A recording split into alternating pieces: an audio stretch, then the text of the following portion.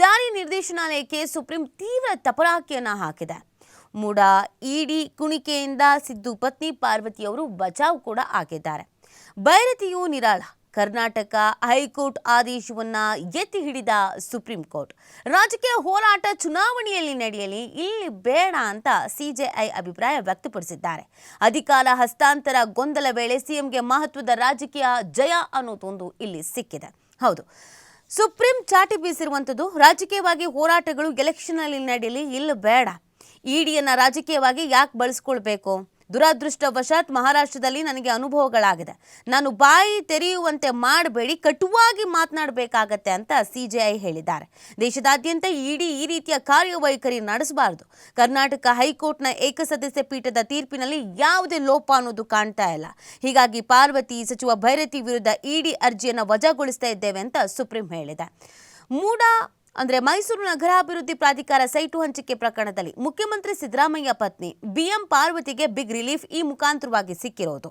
MUDA site ಹಂಚಿಕೆ ಪ್ರಕರಣಕ್ಕೆ ಸಂಬಂಧಪಟ್ಟಂತೆ ವಿಚಾರಣೆಗೆ ಹಾಜರಾಗುವುದಕ್ಕೆ ಮುಖ್ಯಮಂತ್ರಿ ಸಿದ್ದರಾಮಯ್ಯ ಅವರ ಪತ್ನಿ ಪಾರ್ವತಿ ಹಾಗೂ ನಗರಾಭಿವೃದ್ಧಿ ಸಚಿವ ಭೈರತಿ ಸುರೇಶ್ ಅವರಿಗೆ ಇಡಿ ಜಾರಿ ನಿರ್ದೇಶನಾಲಯ ನೀಡಿದಂತ ಸಮನ್ಸ್ ಅನ್ನ ವಜಾಗೊಳಿಸಿದ ಹೈಕೋರ್ಟ್ ಆದೇಶವನ್ನ ಸುಪ್ರೀಂ ಕೋರ್ಟ್ ಎತ್ತಿ ಹಿಡಿದಿದೆ. ಅಲ್ಲದೆ ಇಡಿಯನ್ನ ರಾಜಕೀಯ ಉದ್ದೇಶಗಳಿಗಾಗಿ ಬಳಸಿಕೊಳ್ಳಬಾರದು ಅಂತ ಇಲ್ಲಿ ಅಭಿಪ್ರಾಯವನ್ನ ವ್ಯಕ್ತಪಡಿಸಿರೋದು. ನೋಡಿ, ಕಾಂಗ್ರೆಸ್ ಬಿಜೆಪಿಯ ವಿರುದ್ಧ ಮೊದಲಿನಿಂದಲೂ ಕೂಡ ಎರಡು ಗಂಭೀರವಾದಂಥ ಆರೋಪಗಳನ್ನು ಮಾಡ್ಕೊಂಡು ಬರ್ತಾ ಇತ್ತು. ಯಾವುದದು ಆ ಎರಡು ಗಂಭೀರವಾದಂಥ ಆರೋಪ ಅಂತ ಹೇಳಿದ್ರೆ, ಮೊದಲನೆಯದ್ದು ಇಡಿಯನ್ನು ದುರ್ಬಳಕೆ ಮಾಡ್ಕೊಳ್ತಾ ಇದ್ದಾರೆ ಈ ಬಿಜೆಪಿಗರು ಅಂತ. ಬಿಜೆಪಿ ಅಂದರೆ ಕೇಂದ್ರದ ಆಡಳಿತದಲ್ಲಿ ಬರುವಂಥ ಪ್ರತಿಯೊಂದು ಇಲಾಖೆಗಳನ್ನು ದುರ್ಬಳಕೆ ಮಾಡಲಾಗ್ತಾ ಇದೆ, ಅದರ ಅಸ್ತ್ರವನ್ನು ಪ್ರಯೋಗ ಮಾಡಲಾಗ್ತಾ ಇದೆ. ತಮಗೆ ಯಾರು ಆಗಲ್ವೋ ರಾಜಕೀಯ ವೈರಿಗಳು, ಅವರ ವಿರುದ್ಧ ಇಡಿ ಪ್ರಯೋಗವನ್ನು ಮಾಡಲಾಗ್ತಾ ಇದೆ ಅಂತ.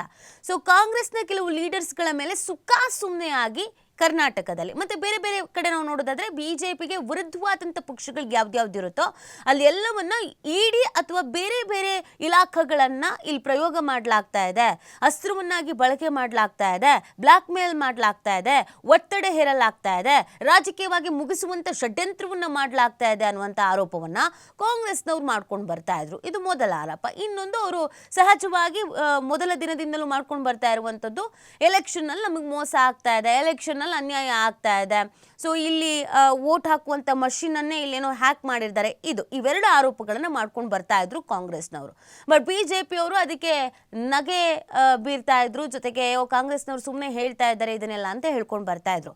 ಆದರೆ ಈಗಿದೆಯಲ್ಲ, ಈ ವಿಚಾರ ಇದೆಯಲ್ಲ, ಕೋರ್ಟ್ ಮೆಟ್ಟಿಲಲ್ಲೇನೆ ಚೀಮಾರಿಯನ್ನು ಹಾಕಿಸ್ಕೊಳ್ಳುವಂಥ ಪರಿಸ್ಥಿತಿ ಕೇಂದ್ರಕ್ಕೆ ಬಂದಿರೋದು.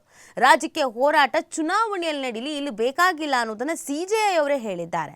ಸೊ ಈ ಮುಖಾಂತರವಾಗಿ ಜಾರಿ ನಿರ್ದೇಶನಾಲಯಕ್ಕೆ ಸುಪ್ರೀಂ ತೀವ್ರ ತಪರಾಕಿಯನ್ನು ಹಾಕಿರೋದು ಬಹಳಷ್ಟು ಮುಖಭಂಗ, ಮುಜುಗರ ಎಲ್ಲವೂ ಕೂಡ ಬಿಜೆಪಿ ನಾಯಕರಿಗೆ ಆಗುವಂಥ ಪರಿಸ್ಥಿತಿ ಬಂದ್ಬಿಟ್ಟಿದೆ. ಇನ್ನೊಂದು ಕಡೆಯಲ್ಲಿ ಯಾವಾಗ ಕೋರ್ಟ್ ಈ ಒಂದು ಅಭಿಪ್ರಾಯವನ್ನು ವ್ಯಕ್ತಪಡಿಸ್ತೋ ಸಿಎಂ ಕೂಡ ಇದಕ್ಕೆ ಸಂಬಂಧಪಟ್ಟಂತೆ ಪ್ರತಿಕ್ರಿಯೆ ಕೊಟ್ಟಿದ್ದಾರೆ. ಅವರು ಏನು ಹೇಳಿದ್ದಾರೆ ಅಂದರೆ, ಕೇಂದ್ರದ ಕಪಾಳಕ್ಕೆ ಸುಪ್ರೀಂ ನ್ಯಾಯದಂಡ ಚಾಟಿ ಅಂತ ಸಿದ್ದರಾಮಯ್ಯನವರು ಹೇಳ್ತಾ ಇರೋದು. ಬಿಜೆಪಿ ನಾಯಕರು ಜನತೆಯ ಕ್ಷಮೆಯನ್ನು ಕೇಳಬೇಕು, ಮೋದಿ ಶಾ ಪಾಪವನ್ನು ತೊಳೆದುಕೊಳ್ಳಿ ಅಂತ ಸಿಎಂ ಹೇಳ್ತಾ ಇದ್ದಾರೆ. ಮೂಢ ನಿವೇಶನ ಹಂಚಿಕೆ ವಿಚಾರದಲ್ಲಿ ನನ್ನ ಪತ್ನಿ ವಿರುದ್ಧ ತನಿಖೆ ಇಡಿ ಸಲ್ಲಿಸಿದ್ದ ಮೇಲ್ಮನವಿಯನ್ನು ಸುಪ್ರೀಂ ಕೋರ್ಟ್ ವಜಾಗೊಳಿಸಿದೆ. ಈ ಐತಿಹಾಸಿಕ ಆದೇಶ ಕೇಂದ್ರ ಸರ್ಕಾರದ ಕಪಾಳಕ್ಕೆ ನ್ಯಾಯದಂಡ ಬಾರಿಸಿರುವ ತಪರಾಕೆ. ಕಪೋಲ ಕಲ್ಪಿತ ಆರೋಪ ಮಾಡಿದ್ದ ಬಿಜೆಪಿ ಜೆಡಿಎಸ್ ನಾಯಕರಿಗೆ ಮಾನ ಮರ್ಯಾದೆ ಇದ್ರೆ ಸಾರ್ವಜನಿಕವಾಗಿ ಕ್ಷಮೆ ಯಾಚಿಸಬೇಕು ಅಂತ ಮುಖ್ಯಮಂತ್ರಿ ಸಿದ್ದರಾಮಯ್ಯ ಆಗ್ರಹಿಸಿದ್ದಾರೆ. ಪಾರ್ವತಿ ವಿರುದ್ಧ ತನಿಖೆಗೆ ಅವಕಾಶ ಕೋರಿ ಇಡಿ ಸಲ್ಲಿಸಿದ ಮೇಲ್ಮನವಿಯನ್ನು ಸುಪ್ರೀಂ ಕೋರ್ಟ್ ವಜಾಗೊಳಿಸಿದ್ದು ರಾಜಕೀಯ ಯತ್ನಕ್ಕೆ ಮತದಾರರನ್ನ ಬಳಸುವ ಈ ಒಂದು ಪ್ರಯೋಗ ಏನಿದೆ, ಇದು ಸಾಂವಿಧಾನಿಕ ಸಂಸ್ಥೆಗಳನ್ನು ದುರ್ಬಳಕೆ ಮಾಡಬಾರದು ಅನ್ನುವಂಥ ಎಚ್ಚರಿಕೆ ಅನ್ನೋದನ್ನ ಸಿಎಂ ಹೇಳ್ತಾ ಇದ್ದಾರೆ. ನೋಡಿ, ಇದು ಸಿದ್ದರಾಮಯ್ಯನವರ ಇಡೀ ರಾಜಕೀಯ ಜೀವನದಲ್ಲಿ, ಸುಮಾರು 40 ವರ್ಷ ರಾಜಕೀಯ ಜೀವನದಲ್ಲಿ ಯಾವತ್ತೂ ಅವ್ರ ಮೇಲೆ ಒಂದೇ ಒಂದು ಕಪ್ಪು ಚುಕ್ಕಿ ಬಂದಿರಲಿಲ್ಲ.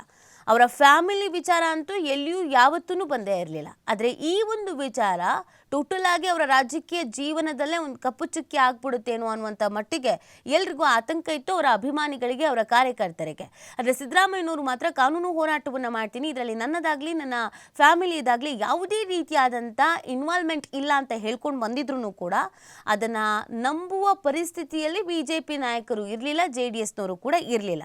ಸೊ ಇಡಿ ಪ್ರಯೋಗ ಮಾಡಿದ್ದು ಸಹಜವಾಗಿಯೇ ಎಲ್ಲರ ಕೆಂಗಣ್ಣಿಗೆ ಗುರಿಯಾಗೋದ್ರ ಜೊತೆಗೆ ರಾಜ್ಯದ ಜನತೆಗೂ ಕೂಡ ಒಂದು ತಪ್ಪು ಮೆಸೇಜ್ ಪಾಸ್ ಆಗಿದೆಯೇನೋ ಅನ್ನುವಷ್ಟರ ಮಟ್ಟಿಗೆ ಬೆಳವಣಿಗೆಗಳು, ಬದಲಾವಣೆಗಳು ಆಗಿತ್ತು. ಯಾವಾಗ ಕೋರ್ಟ್ ಮೆಟ್ಟಿಲೇರ್ತೋ ಕೋರ್ಟ್ ಇಲ್ಲಿ ಛೀಮಾರಿಯನ್ನು ಹಾಕಿರೋದು. ಅದಲ್ಲದೆ ಅವರು ಇನ್ನೂ ಒಂದು ವಿಚಾರವನ್ನು ಹೇಳ್ತಾರೆ, ನಾನು ಬೇರೆ ಬೇರೆ ಭಾಗಗಳಲ್ಲೂ ಈ ವಿಚಾರ ನಡೆದಿದೆ, ಅದನ್ನು ಕೂಡ ನಾನು ಹೇಳಬೇಕಾಗತ್ತೆ, ಬಾಯಿ ತೆರಿಬೇಕಾಗತ್ತೆ, ಬೇಡ ಅಂತ ಇಲ್ಲಿ ಅಭಿಪ್ರಾಯವನ್ನು ವ್ಯಕ್ತಪಡಿಸಿರೋದು. CJI ಈ ಅಭಿಪ್ರಾಯ ವ್ಯಕ್ತಪಡಿಸಿರೋದು. ನಾನು ಬಾಯಿ ತೆರೆಯುವಂತೆ ಮಾಡಬೇಡಿ ಅಂತ ಕಟುವಾಗಿ ನುಡಿದಿರುವಂಥದ್ದು. ಹಾಗಿದ್ರೆ ಇಡಿ ಎಲ್ಲೆಲ್ಲಿ ದುರ್ಬಳಕೆ ಮಾಡ್ಕೊಳ್ಳಲಾಗಿದೆ? ಬೇರೆ ಬೇರೆ ರಾಜ್ಯಗಳಲ್ಲೂ ಕೂಡ ಇಡಿಯನ್ನು ಇದೇ ರೀತಿಯಾಗಿ ದುರ್ಬಳಕೆ ಮಾಡ್ಕೊಂಡಿದ್ದಾರಾ? BJPಯವರು ಇಡಿ ಅವರನ್ನು ಕೈಗೊಂಬೆ ಥರ ಆಡಿಸ್ತಾ ಇದ್ದಾರಾ? ತಮ್ಗೆ ಯಾರಾಗಲ್ಲ ಅವ್ರನ್ನ ಇಡಿ ದಾಳಿ ಮಾಡಿಸೋದು, ಜೈಲಿಗೆ ಕಳಿಸೋದು, ಮಾನಸಿಕವಾಗಿ ಅವ್ರು ಕುಗ್ಗಿ ಹೋಗುವಂತೆ ಮಾಡೋದು, ಈ ರೀತಿಯಾದಂಥ ಷಡ್ಯಂತ್ರವನ್ನು ಕೇಂದ್ರ ಹಾಗಿದ್ರೆ ಮಾಡ್ಕೊಂಡು ಬಂದಿದೆಯಾ? ಕಾಂಗ್ರೆಸ್ ಆರೋಪ ಮಾಡಿದಂತೆಯೇ ಈ ರೀತಿಯಾಗಿ ಕೇಂದ್ರ ಮಾಡಿದ್ಯಾ ಅನ್ನುವಂಥ ಪ್ರಶ್ನೆಗಳು ಇಲ್ಲಿ ಸಹಜವಾಗಿ ಹುಟ್ಕೊಳ್ತಾ ಇದೆ.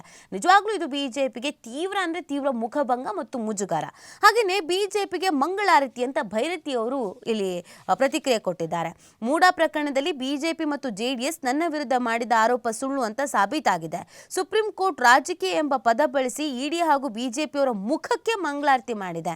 ಇನ್ನಾದರೂ BJP ಮತ್ತು JDS ಅವರು ಕ್ಷುಲ್ಲಕ ರಾಜಕೀಯ ಮಾಡೋದನ್ನು ಬಿಡ್ಲಿ ಅಂತ ಆರೋಪ ಮುಕ್ತರಾದ ನಗರಾಭಿವೃದ್ಧಿ ಸಚಿವ ಭೈರತಿ ಸುರೇಶ್ ಅವರು ಈ ಸ್ಟೇಟ್ಮೆಂಟ್ ಅನ್ನು ಕೊಟ್ಟಿದ್ದಾರೆ. ಸೊ ಸುಮ್ಮನೆ ಆರೋಪಗಳನ್ನು ಮಾಡಲಾಗಿತ್ತು, ಕಾನೂನು ಹೋರಾಟದಲ್ಲಿ ನಮಗೆ ಜಯ ಸಿಕ್ಕಿದೆ, ಇದು BJP ಮತ್ತು JDSಗೆ ಮಂಗಳಾರತಿ ಮಾಡಿರೋದು ಅಂತ ಹೇಳ್ತಾ ಇದ್ದಾರೆ. ಇದು ರಾಜಕೀಯವಾಗಿ ಸಿದ್ದರಾಮಯ್ಯನವರಿಗೆ ಸಹಜವಾಗಿ ಪ್ಲಸ್ ಪಾಯಿಂಟ್ ಆಗುತ್ತೆ, ಲಾಭ ಆಗತ್ತೆ. ಅವರಿಗೆ ಈ ಪ್ರಕರಣ ಮೈಲೇಜನ್ನು ತಂದು ಕೊಡೋದ್ರಲ್ಲಿ ಎರಡು ಮಾತಿಲ್ಲ. ಸೊ ಇದಕ್ಕೆ ಸಂಬಂಧಪಟ್ಟಂತೆ ಪ್ರತಿಕ್ರಿಯೆಗಳನ್ನು ಕೊಡಲಾಗಿದೆ. ಯಾರ್ಯಾರು ಏನು ಹೇಳಿದ್ದಾರೆ ನೋಡ್ಕೊಂಡು ಬಂದ್ಬಿಡೋಣ ಬನ್ನಿ. ಇಂಥ ಕ್ಷುಲ್ಲಕ ಕಾರಣ ವೈಯಕ್ತಿಕ ವಿಚಾರಗಳನ್ನ ಇಟ್ಕೊಂಡು ನಾವು ನ್ಯಾಯಯುತವಾಗಿ ಮೇಡಮ್ ತಗೊಂಡಂಥ ಸೈಟು ತಗೊಂಡಿದ್ದು ತಪ್ಪು ಅಂತ ಇವತ್ತು ರಾಜಕಾರಣ ಮಾಡಿದ್ರಲ್ಲ, ಅಂಥವ್ರಿಗೆ ಇವತ್ತು ಮುಖಕ್ಕೆ ಮಸಿ ಅಲ್ಲ, ಇಡೀ ಅವ್ರ ಮೈ ಮಸಿ ಆಗಿದೆ. ಮತ್ತು ನಾನು ಮಂತ್ರಿನೇ ಆಗಿರಲಿಲ್ಲ, ನನಗೂ ಈ ಕೇಸಲ್ಲಿ ಸೇರಿಸಿದ್ರಲ್ಲ, ನನಗೆ ಮತ್ತು ಹರಾಸ್ಮೆಂಟ್ ಮಾಡಿದ್ರಲ್ಲ ಈ BJPಯವರು JDS ಅವರು, ಅಶೋಕು ರಿಲೀಫ್ ಸಿಕ್ಕಿರೋದು ನಮಗೆ, ಟೆನ್ಷನ್ ಸ್ಟಾರ್ಟ್ ಆಗಿರೋದು ಅವರಿಗೆ. BJPಯವರಿಗೆ JDS ಅವ್ರು ಏನೋ ನೆನೆಸ್ಕೊಂಡು ಅವರು ರಾತ್ರೋರಾತ್ರಿ ಅಪ್ಲಿಕೇಶನ್ಸ್